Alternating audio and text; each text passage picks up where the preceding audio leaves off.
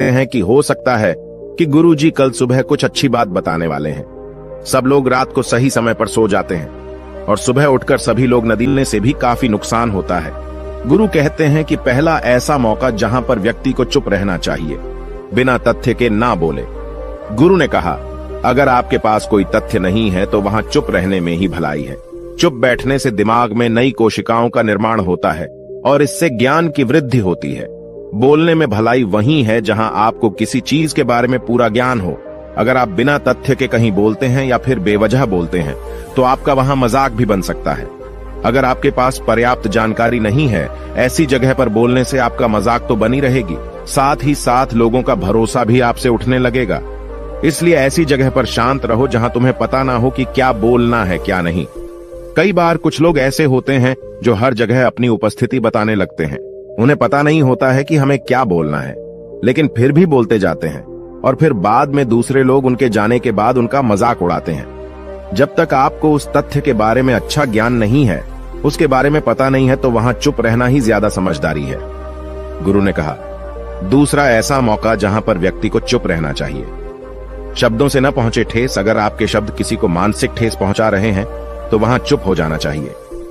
कमजोर व्यक्ति के बारे में कुछ भी बोलकर आप महान नहीं बन सकते हैं। महान आप किसी कमजोर का साथ देने में बनेंगे। कई बार होता है कुछ लोग अपने से छोटे व्यक्ति को भला बुरा कहते रहते हैं। सामने वाला इंसान तो कद से आपसे छोटा है, वह आपको कुछ नहीं बोलेगा, लेकिन आप उसकी नजरों में गिरते चले जाएंगे। हो सकता है कि कल वह भी आपसे पद में बड़ा हो जाए। पद में आपसे जब वह बड़ा हो जाएगा तो आज जो रवैया आपका उसके साथ है, आने वाले समय में वह भी आपके साथ वही करेगा। आप किसी को नीचा दिखाकर बड़ा नहीं बन सकते हैं।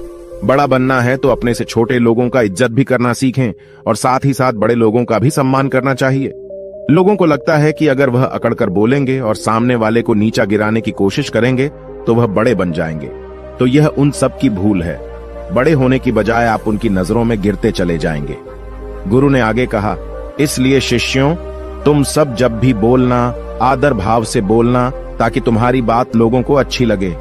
बोलने में भाई बहन, माता पिता, मित्र इत्यादि संबोधन शब्दों का इस्तेमाल जरूर करना। इससे तुम्हारी मान प्रतिष्ठा तो बढ़ेगी ही, साथ ही साथ लोगों की नजरों में तुम समझदार व्यक्ति बनते जाओगे। गुरु ने आगे कहा, तीसरा मौका जहां पर व्यक्ति को चुप रहने में ही भलाई है।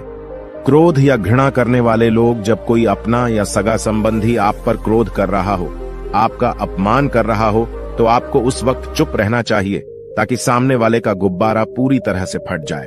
आप यदि सही हैं तो उसे कतई माफीनामा गए और चुप रहकर ही सही समय का इंतजार करें। वह खुद आपसे माफी मांग लेगा जब उसे अपनी गलती का एहसास हो जाएगा।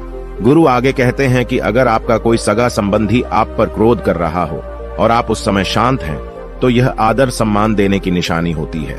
इससे न कोई छोटा होता है और न ही बड़ा। अगर आपको क्रोध आ रहा है तो आप या तो वहां से किसी का अनादर किए बिना चले जाएं या फिर चुप रहें। क्रोध करने से आपके रिश्ते खराब होंगे। क्रोध करने से हमेशा क्रोध करने वाले व्यक्ति का ही बुरा होता है। गुरु आगे कहते हैं कि एक बार की बात है, एक सांप जंगल से भागते हुए किसी राजा के घर में पहुंच गया। लोगों ने छेड़खानी की तो वह बहुत ही गुस्सा हो गया, जिससे घर में जो तलवार पड़ी हुई थी उसी को लपेटकर कसने लगा और धीरे धीरे उसका पूरा शरीर कट गया। ठीक उसी प्रकार हमारा गुस्सा भी हमारे शरीर को तलवार की भांति काटता रहता है। गुस्सा ध्यान से खत्म होता है प्रतिदिन। अगर आप ध्यान की मुद्रा में बैठे हैं तो आपका गुस्सा आपके नियंत्रण में रहेगा। गुरु आगे कहते हैं कि यह तरीका है कि आप प्रतिदिन ध्यान का अभ्यास करें। इससे आपके शरीर में जो हार्मोन्स गुस्से को बढ़ावा देते हैं, वह सब तुम्हारे नियंत्रण में रहेंगे, जिससे शरीर गुस्से पर आसानी तुम्हारा से काबू पा लेगा। लेकिन एक तरीका यह भी है कि जब भी आपको गुस्सा आए तो आप यह समझने का प्रयास करो कि क्या मेरा गुस्सा जायज है या नहीं। हमें वहां पर बोलना चाहिए कि नहीं। जब आप खुद इस बात का आकलन लगा पाएंगे तो आपको खुद पता चल जाएगा कि हमें गुस्सा करना चाहिए या नहीं। फिर भी आपको गुस्सा आ रहा है तो आप वहां से हटने का प्रयास करें, वहां से दूर चले जाएं। धीरे धीरे समय के साथ आपका दिमाग शांत हो जाएगा। गुरु ने कहा, चौथा ऐसा मौका जहां पर इंसान को बहुत ही समझदारी के साथ काम लेना चाहिए। वहां पर आपको चुप रहना ही चाहिए जहां पर उस मुद्दे से आपका कोई संबंध ना हो। अगर आपका किसी मुद्दे से कोई संबंध ना हो तो वहां आपका चुप रहना बनता है। बिना किसी वजह अगर आप दूसरे के मुद्दे पर बोलेंगे तो यह आपके लिए अनिष्टकारी होगा। इसमें केवल और केवल आपका ही नुकसान है। जल्द ही आप किसी दो लोगों के बीच हो रहे विवाद में जल्दी अपनी टांग न डालें। अगर सामने वाला आपको बुला रहा है अपना झगड़ा शांत करवाने के लिए तो ही आप वहां पर जाएं। किसी की व्यक्तिगत जिंदगी में दखल अंदाजी नहीं देनी चाहिए जब तक कि वह व्यक्ति आपको नहीं बुलाता है। अपने झगड़े को शांत करवाने के लिए कुछ लोग फालतू में दूसरे के विवाद में कूद पड़ते हैं। इससे उनके मान सम्मान मर्यादा पर लोग उंगली उठाने लगते हैं। गुरु कहते हैं कि 10 मौकों में 5वां ऐसा मौका जहां पर व्यक्ति को बहुत ही समझदारी के साथ चुप रहना चाहिए। आपके शब्दों से किसी मित्र को हानि न पहुंचे। अगर आपके शब्द सामने वाले के परिवार या मित्रों की प्रतिष्ठा के बारे में बुरी झलक दिखा रहे हैं तो आपको चुप रहना चाहिए। किसी के परिवार या फिर मित्र के बारे में बुरा बोलने से केवल आप ही बुरे बनेंगे। जो चीज आसानी से खत्म की जा सकती है उसे अपने शब्दों से बड़ा न करें। बिना चिल्लाए बात करने का प्रयास करते रहना चाहिए। अगर आप बिना चिल्लाए कोई बात नहीं कह सकते तो आपका चुप रहने में ही भलाई है। किसी पर चिल्लाने से आपके व्यवहार के बारे में पता चलता है। ज्यादा बोलने से चीजें हमेशा खराब ही होती हैं। कई बार कुछ रिश्ते ज्यादा तेज बोलने की वजह से टूट जाते हैं। इसलिए अपनी आवाज में मीठापन लाएं।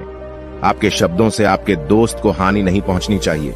कभी कभी दोस्तों के जब हम मजाक हैं तो रहे कि आपके शब्दों से किसी का अनादर ना हो। मजाक को भी हमेशा शब्दों के मायने में ही रखें। जहां किसी को शब्दों से चोट लगे वहां चुप हो जाएं। ज्यादा बोलने से हमेशा नुकसान ही होता है। किसी और की प्रतिष्ठा को अपने शब्दों के माध्यम से उसे हानि नहीं पहुंचानी चाहिए। यदि आपके शब्दों से किसी और की प्रतिष्ठा को ठेस पहुंच रही है तो वहां आपको चुप हो जाना चाहिए। जब कोई व्यक्ति आपके सामने नहीं है तो आप उस व्यक्ति के बारे में बुरे शब्द किसी तीसरे व्यक्ति के सामने न बोलें। गुरु कहते हैं 6ठा मौका जहां पर व्यक्ति को चुप रहना चाहिए। जब कोई कर रहा हो किसी की बुराई, जब कोई आदमी आपके सामने किसी तीसरे आदमी की बुराई कर रहा हो तब तुम्हें चुप रहकर बस सुनना चाहिए। अपनी राय व्यक्त नहीं करना चाहिए, क्योंकि जो आज आपके सामने किसी तीसरे की बुराई कर रहा है वह कल किसी और के सामने आपकी बुराई भी कर सकता है। यदि आपने कुछ कहा है तो नीति शास्त्र के अनुसार जो अपने मुंह को बंद रखता है और बुद्धि से काम करता है वही इंसान समझदार होता है। बिना जरूरत के बोलना, किसी के बारे में किसी के बीच में बोलना यह गलत बात है। कभी कभी हमारे लिए बुद्धिमानी इसी में होती है कि हमें अपना मुंह ऐसी जगह पर नहीं खोलना चाहिए। गुरु आगे कहते हैं कि 10 मौकों में 7वां ऐसा मौका जहां पर व्यक्ति को चुप रहना चाहिए। जब कोई नहीं समझे आपकी भावना। यदि आपको लग रहा है कि कोई व्यक्ति आपकी भावना, दुख या परेशानी को शब्दों में नहीं समझ रहा है, यदि आपको लग रहा है कि सामने वाला व्यक्ति आपकी भावना या दुख को या आपकी जो परेशानी है उसको वह समझ नहीं पा रहा है या समझने का प्रयास ही नहीं कर रहा है या वह आपको ध्यान से सुन ही नहीं पा रहा है, तो ऐसे व्यक्ति के सामने आप चुप ही रहें, क्योंकि ऐसे लोगों को आपकी भावना या दुख से कोई मतलब नहीं होता है। ऐसे लोगों को अपना राज बताकर आप पछताएंगे ही बाद में। इसलिए हर किसी को अपने मन की बात नहीं बतानी चाहिए। अगर आपको लग रहा है कि सामने वाला आपकी बात को नहीं समझ पा रहा है, आपकी भावनाओं को नहीं समझ पा रहा है, तो वहां पर आपको नहीं बोलना चाहिए, क्योंकि आज में आपका मजाक ही बन जाएगा जब आपको लगने लगे कि सामने वाला आपकी भावनाओं को ठीक तरीके से समझ रहा है। आप जो कह रहे हैं वह ठीक से सुन रहा है, तभी आप उसे अपनी बात कहें। गुरु कहते हैं कि 8वां मौका जहां पर आपको चुप रहना चाहिए, जब कोई इंसान अपना दुख व्यक्त करे। यदि कोई इंसान अपने दुख या परेशानी को आपको बता रहा है तो इसका मतलब यह है कि वह आपको अपना समझ रहा है। ऐसे में तुरंत ही उसे समाधान बताने के बजाय चुप रहकर उसके दुख या समस्या को सुने। उसके दुख या समस्या को किसी और को न बताएं। वह इसलिए नहीं बता रहा है कि उसकी समस्याओं का समाधान कर देंगे, बल्कि वह इसलिए भी बता रहा है कि सामने वाला उसकी बात को समझ रहा है। कई बार बताने से दुख कम हो जाते हैं। आपको अपना दुख इसलिए बता रहा होगा कि उसे लग रहा है कि आप उसकी बात को समझ रहे हैं। दुख बांटने से कम हो जाता है। इसलिए जब कोई व्यक्ति अपना दुख आपसे व्यक्त करे तो आप चुप मारकर उसकी बात को बहुत ही ध्यान से सुनें, ताकि उसके दुख कम हो जाएं। उसके मन का बोझ हल्का हो जाए, क्योंकि उसके मन में जो भी बातें थीं वह आपको सब बता दिया। गुरु आगे कहते हैं कि 10 जगहों में 9 ही ऐसी जगह जहां पर आपको चुप रहना चाहिए। जहां पर दुष्ट प्रकृति के लोग रह रहे हों और गाली गलौज कर रहे हों तो आप वहां पर मत जाइए। ऐसी जगहों से आप चुपचाप निकल जाएं, अर्थात अपनी प्रतिक्रिया दिए बिना आप वहां से चले जाएं, क्योंकि जिसकी जुबान खराब होती है, जो दुष्ट प्रकृति के लोग होते हैं, उनको आप ऐसे समय में नहीं समझा सकते हैं। जब उनका दिमाग पूरी तरह से शांत हो जाए तभी वह आपकी बात सुनेंगे। इसलिए जहां पर दुष्ट प्रकृति के लोगों आपकी बात को न मानते हों और न ही सुनते हों तो आपको वहां पर नहीं बोलना चाहिए। गुरु कहते हैं कि 10 माह ऐसा मौका जहां पर आपको शांत हो जाना चाहिए। अपनी सफलता का राज हर किसी को न बताएं। कई बार होता है कि कुछ लोग जो सफलता को बहुत ही जल्दी अर्जित कर लेते हैं, वे हर जगह अपनी सफलता का ढिंढोरा पीटने लगते हैं। ऐसे में क्या होता है कि कई लोग आपकी सफलता से खुश नहीं होते हैं। अगर आप अपनी सफलता का जबरदस्ती लोगों में ढिंढोरा पिटवा रहे हैं तो लोगों की नकारात्मक ऊर्जा आपको प्रभावित कर सकती है। जब आप सफल होंगे तो सबको पता चल जाएगा कि आप सफल हो गए हैं। ढिंढोरा पीटने से नुकसान आपका ही होगा। इतना कहकर गुरु ने कहा, शिष्यों, आज के लिए बस इतना ही।